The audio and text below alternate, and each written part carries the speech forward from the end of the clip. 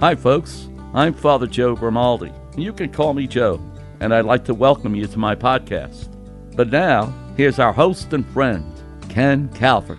Hi everybody, and welcome back to the Father Joe podcast. I'm Ken Calvert, staring directly into the eyes of one Father Joe Grimaldi. It's not confession, but it may as well be, because I'm going to confess today that I don't know a whole lot about the Feast of the Holy Family. Bless me, Father, but I know you're going to tell me all about it in just a moment. Let me just tell the nice listeners that the Father Joe podcast, proudly supported by Hoot McInerney's Star Lincoln, 12 Mile Road in Southfield. Stop on by, say hi, and get the Star treatment. They got it right. And the 14th edition wish list sales event is going on now and runs through January 2nd, 2019. You can lease the 2019 Lincoln MKC for only $257 a month, and the stunning new 2019 Lincoln Nautilus for only $387 a month. See Star Lincoln for details. Star Lincoln, 12 Mile Road and Telegraph in Southfield. Experience the Star treatment. Sunday, we celebrate the Feast of the Holy Family. The feast reminds us that our Savior Jesus Christ was born into the human family of Mary and Joseph. Well, first of all, let me say this.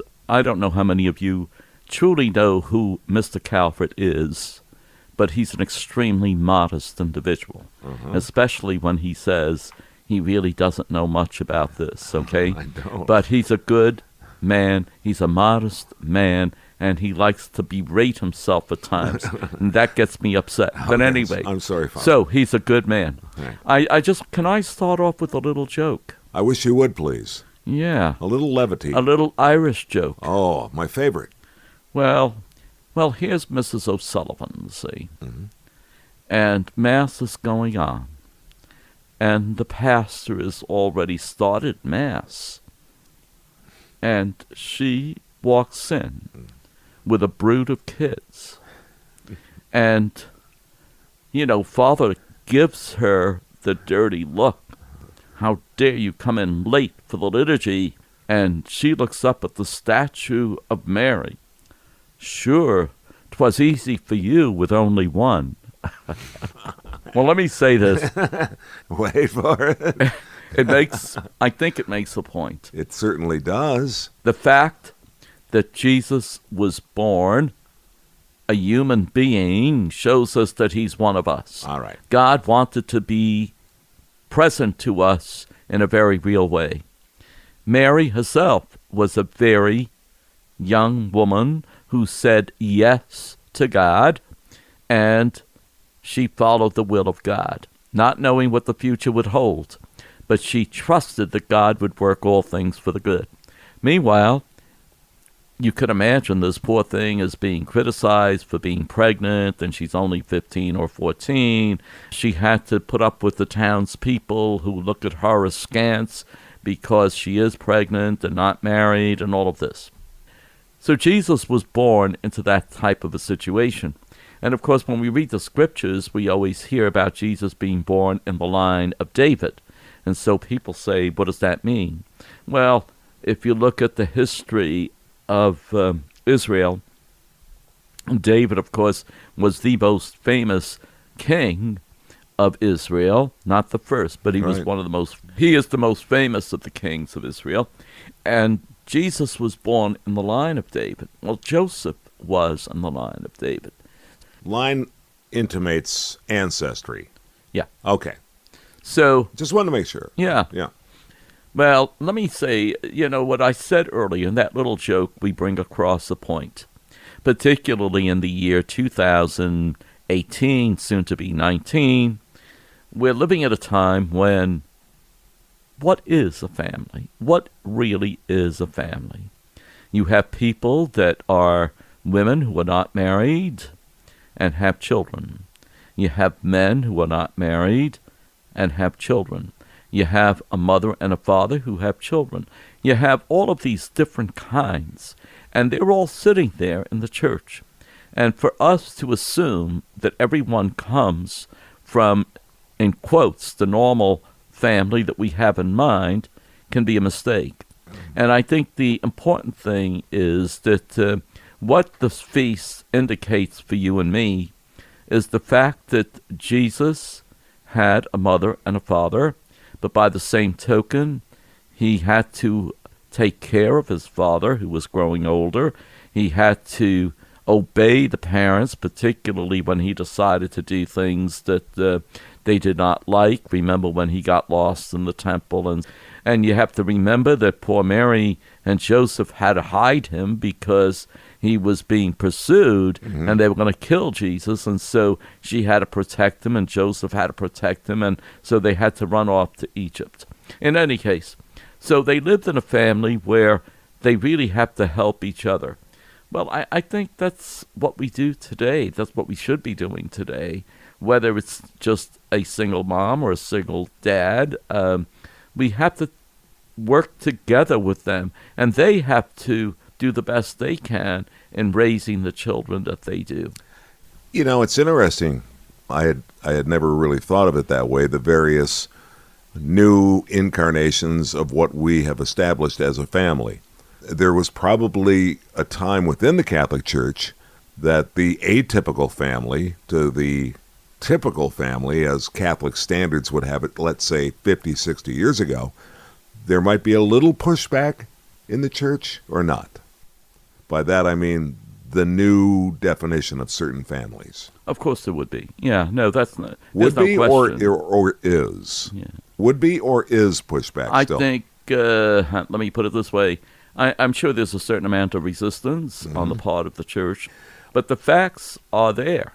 And, for example, even for families that we consider traditional families, they're no longer traditional families. Number one, you take kids that are involved in sports, even in elementary school. Yeah. Well, they have to go to practice. They have to go and so on.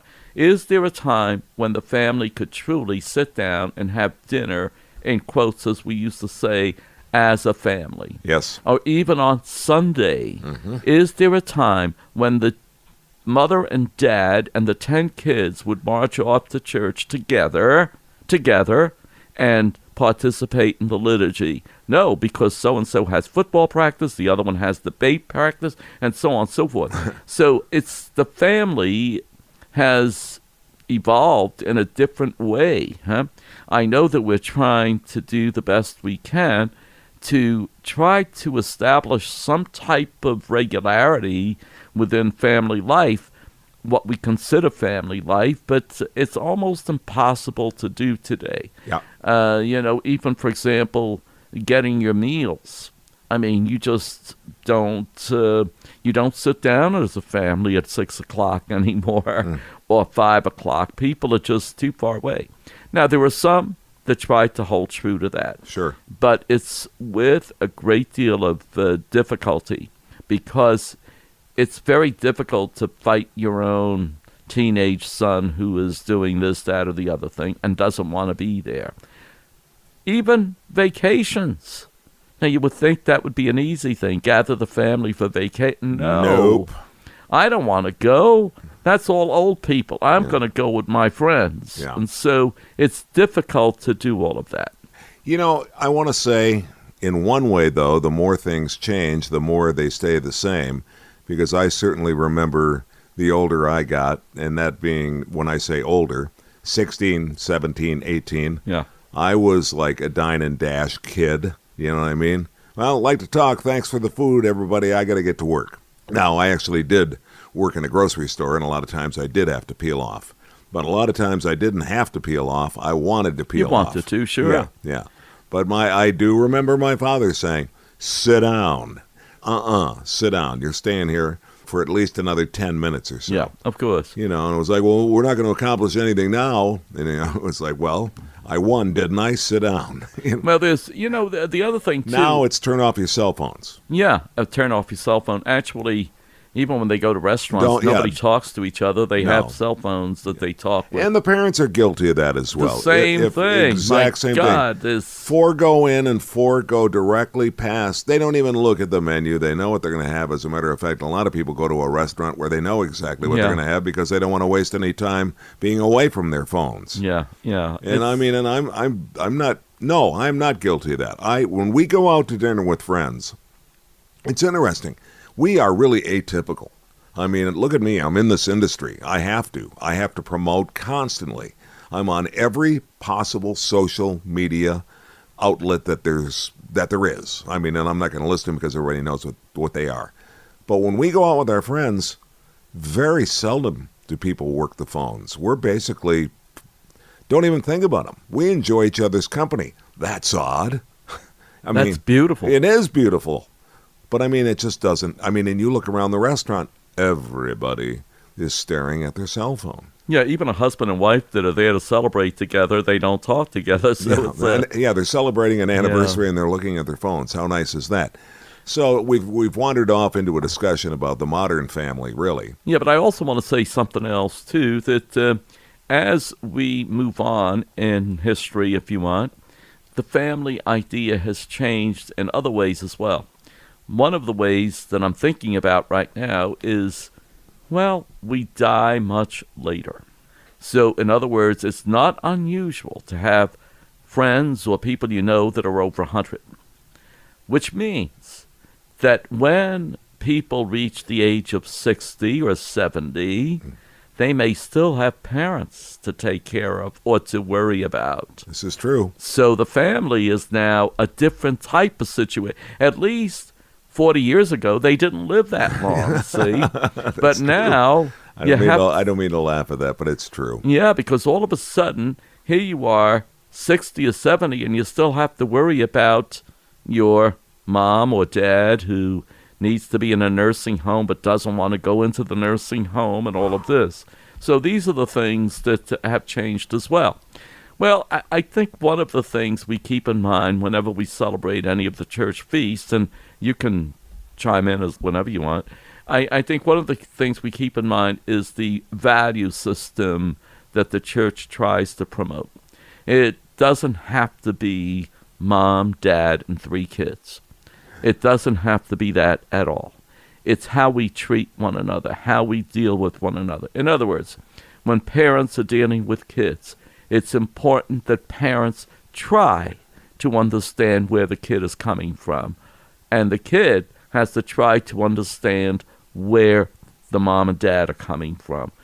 Part of the problem in parents and kids not getting along is they don't even try to see where the other is coming from, and that's why you have a lot of difficulties.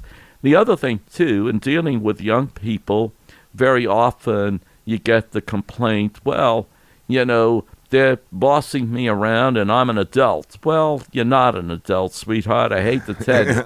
Your body is an adult, but you're not an adult. Yeah. And you're still living at home, and your parents love you. If they didn't love you, they would tell you to go play in traffic. And I think this is an important thing to keep in mind. And this is why they have rules for you, to make sure that you develop into a wonderful person. That's what they would like for you. Same thing with the guys, you know, because they're strong, muscular, they can do anything, they're never going to die, they're important and so on. But they don't realize they're still children. And the parents treat them like that sometimes too much. And this is why I say it's a two-way street. Parents have to try to understand what they were like when they're that age, and kids have to try to understand where the parents are coming from. I hope you do this as your homily. Why? Because you know what I want to see? Remember that Norman Rockwell vista that I created for you on a couple of occasions? You're in the perfect position to look out at all of us in the congregation. I would love to see you put forth exactly what you just said into the homily so that you can look at the mother looking at the daughter or the son, and the son looking back at the mother or the daughter, all of the various heads shifting, as you mentioned. You may think I don't know what I'm talking about, but I do know what I'm talking about. Well, you don't know what I'm going through. I went through it too. No, you didn't. Not like this. Yes, you did. Do you know what I mean? Yeah, and that's so, a good point. It would just be, I'm sure that if you were to say during a homily, how many of you have dinner and say, phones off, phones down? You'd probably have about 3/4 of the place staring directly. I mean, they would look away from you. I guarantee it. I wish you would try that as an experiment. Maybe not, because if it fails miserably, then I'm the one to blame. Yeah. But I think basically that was well said, because You're right. It's the Feast of the Holy Family, and how things have changed. They have, but by the same token, what held the Holy Family together was love. Love. And love involves trying to understand one another, huh? So I think it's love that has to take care of the single mom, the single dad, the child who's by himself, the traditional family, the untraditional, and so on and so forth. It's love that holds the family together, because when you come down to it, that's what held the Holy Family together. That's what holds today's family together. Well, and never stop trying. I mean, that's the key. Never stop trying. Don't give up. Do not give up. You are, how old are you? 78.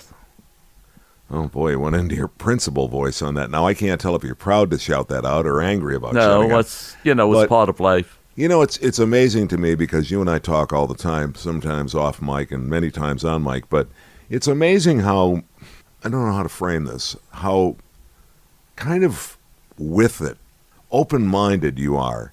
You could be such a stance-happy, conservative, hardcore Catholic priest, tried and true, being one of those priests that do look at people that walk into church late and stop and like, you happy? You've just held up the whole service. Yes, of course. But my goodness, you never were.